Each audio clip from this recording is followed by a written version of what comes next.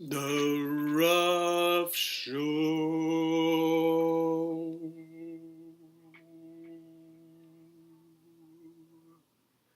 Rough, rough, rough, rough, rough, rough, rough, rough, rough, rough, rough, rough. The RUFF Show. Rough, rough, rough. The RUFF Show. Rough, rough, rough. The RUFF Show is so cool that I could be swimming in a pool, and I know that you people think I'm lame, but I got so many figurines that I got channel. It's on YouTube, and now you know because I've got a show. Let me tell you, it's called the RUFF Show. The RUFF Show. The RUFF Show. The RUFF Show. Da da da da da da. Hello, assholes. I'm back.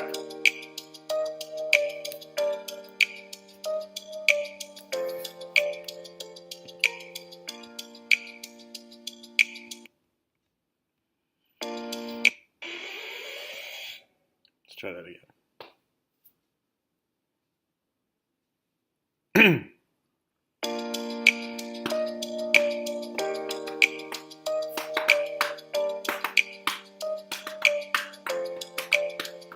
I can swear, I can joke.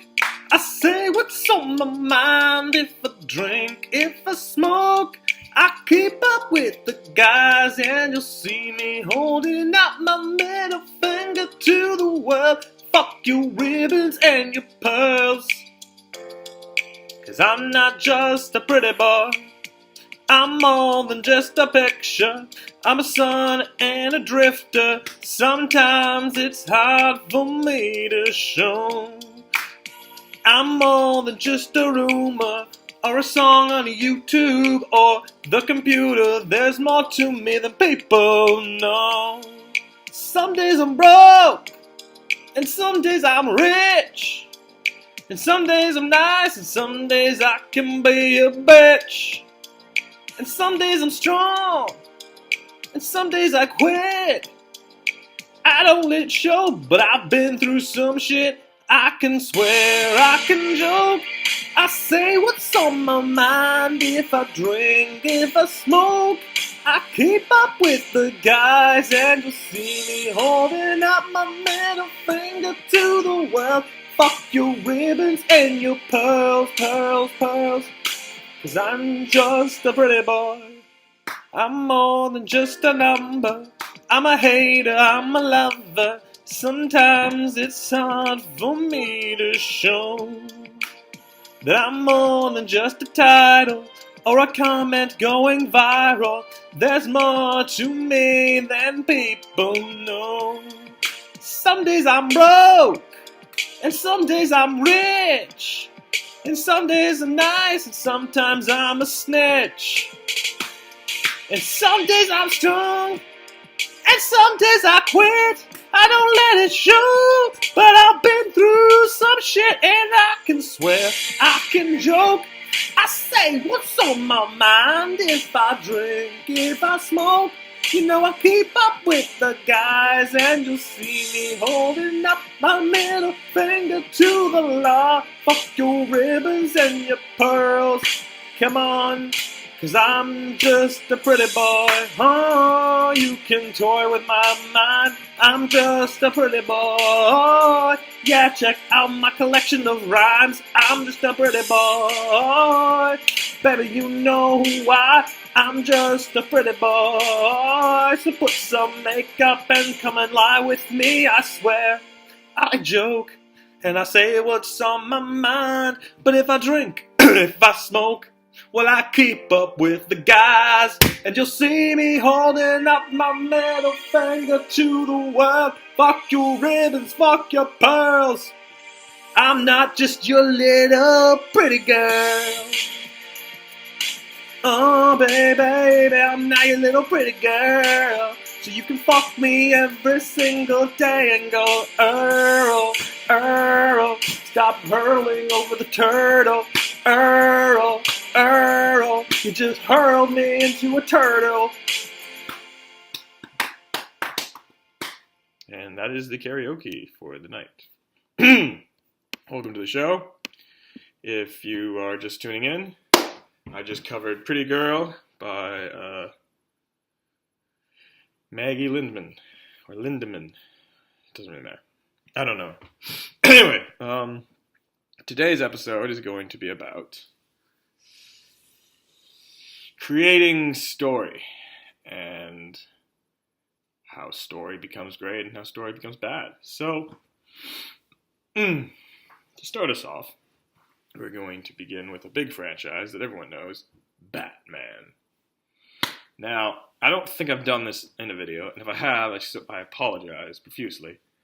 But anyway, so I want it to be known that when you're trying to write a sequel to a movie that was critically acclaimed, you want to know that the movie that became critically acclaimed is a film that is worthy of a sequel, you know? Like if you have a story and it ends, and then you make a second movie about the same character, why is this character recurring? Like, superheroes and comic books, they kind of get to do free range when it comes to filming. But to me, I think one of the biggest flaws right now, or one of the biggest flaws in superhero films is they don't really follow a story. They follow the comic book's story, which is multiple stories. Like, for example, Deadpool. Deadpool was an incredible film. It was an introduction to a kind of genre no one really knew about, at least film-wise. And so then you hear that he's going to do a Deadpool 2, Ryan Reynolds, and you're like, okay, sure, I'll jump on that bandwagon. But do we need a Deadpool 2? See, I would argue we did, but we couldn't have expected that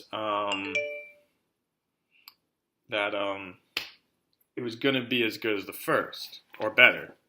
But I don't think Deadpool 2 is better than the first now. Here comes some spoiler alerts.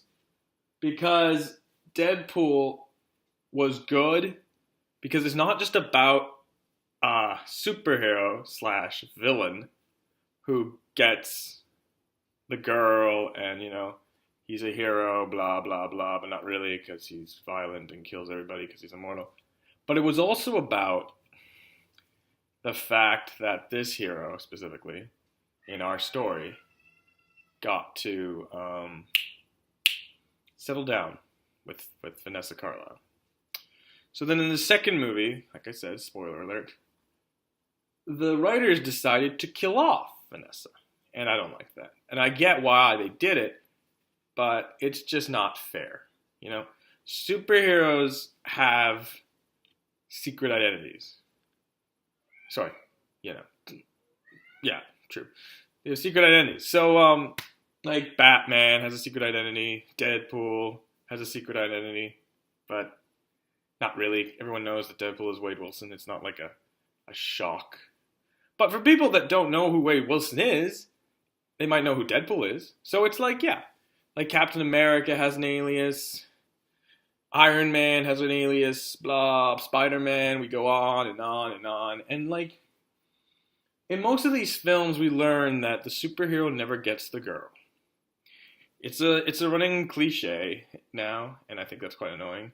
But it's true. The superhero does not get the girl. Or the boy, the guy, you know?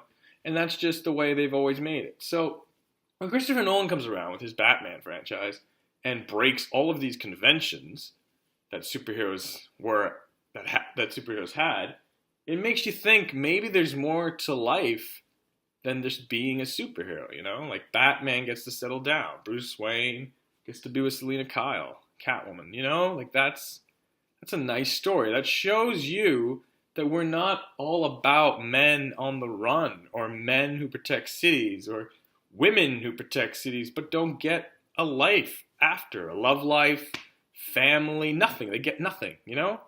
Like, that's not fair, in my opinion. You know, you watch Bosch, the show, and it's like, Bosch has a family. Sure, yes, he's divorced. He's kind of a bit of a slut, but like, he has a life outside of the shadows.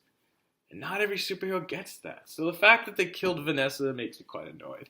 And that's also why I'm telling you that Deadpool 2 is not better than the first, because they killed Vanessa. And that's my opinion. So, now let's go into a different superhero film. The Incredibles. So The Incredibles was incredible. And The Incredibles 2 could have been as good as the first. Might have even been better, but I disagree. I think the first was still better because of the fact that it was good groundwork for the characters. Now, of course, the sequel is just when the first one ends, and that's what you really want to do. You want to tighten up your first film, because you're hoping you're going to be able to do a second. With Christopher Nolan, he never planned to do 3 films. He planned to do 1. And they got such critical acclaim, he thought he'd do a second. And then he does a second. And then the second kind of hinders on a third. And you're like, all right, fine. And if he had just closed it there, I mean, people might have complained, but it's true. It would have been incomplete. You don't start a sequel that way and then end it. Like, Deadpool 2 does not need a Deadpool 3. If they made a Deadpool 3, great. But they don't need to. And this is another argument I need to bring up. Money. Why are you making this movie? It can't just be because about money. There's gotta be more substance to that. Anyway, before we head off, I want to say one thing. I believe one of the biggest flaws in the Batman films is this. Batman is introduced as Bruce Wayne. I think we should have a film where there's just Batman. There's no Bruce Wayne. Bruce Wayne can be in the film, but Bruce Wayne and Batman aren't correlated. They're not the same person. We don't learn that. And maybe he fights the Joker or some other notorious villain. But the thing is, Batman keeps his mask on. And if Batman at some point loses his mask, then it might be discovered at the end of the film that he's Bruce Wayne. And then that's how we get to the second film. Anyway, that's my time. Hope you guys enjoyed it, and bye.